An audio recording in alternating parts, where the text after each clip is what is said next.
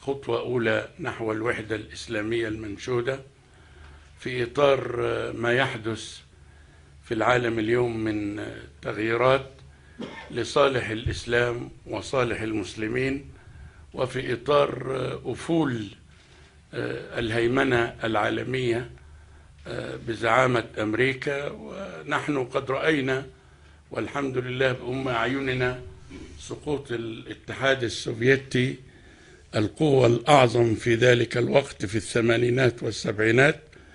وأدعو الله سبحانه وتعالى أن يرينا نهضة الإسلام وقيام الأمة وظهورها على ما يسمى بالقوة الباقية التي نراها تهبط وتسقط وتتفتت أمامنا يوما بعد يوم.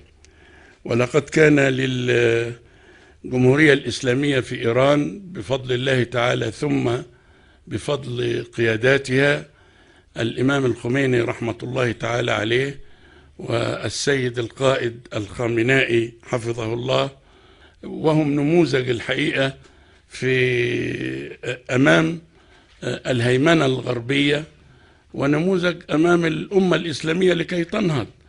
وأنا أذكر بعض الملامح التي اجتذبتني شخصيا فضلا عن التفكير العلمي والتفكير الريادي للإمام الخميني. ونحن نقول كثيرا أننا تعلمنا من الإمام الخميني كما تعلمنا من الإمام حسن البنا ومن الإمام المودودي ومن الإمام سيد قطب رحمة الله تعالى عليهم أجمعين، ولا زلنا نتعلم من إخواننا الأحياء حفظهم الله. أنا يعني يهمني كثيرا في الحاكم المسلم أن يكون بسيطا متواضعا كما شهدنا الصحابة رضوان الله تعالى عليهم وآل البيت كانوا نماذج في الصبر، نماذج في القوة، نماذج في التمثيل الإسلام، كانوا نماذج في الريادة، كانوا نماذج في العدل، كانوا نماذج في التضحية.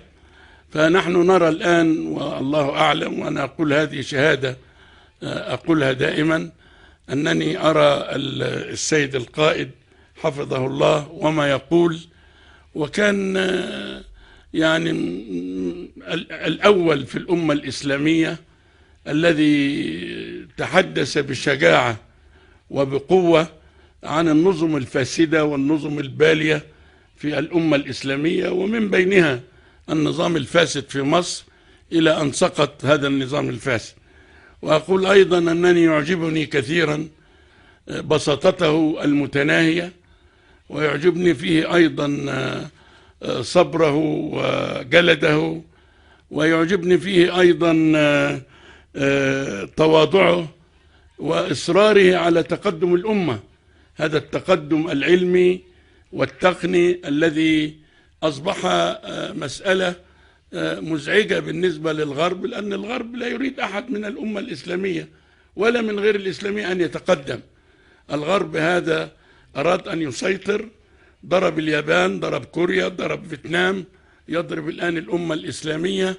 الغرب يحب نفسه فقط، نظام سيلفش، يعني نظام لا يحب الآخرين. نحن ديننا علمنا حب لأخيك ما تحب لنفسك، ولذلك نحن أفضل الناس الذين يجب أن يقودوا البشرية إلى مستقبل أعظم ومستقبل أفضل.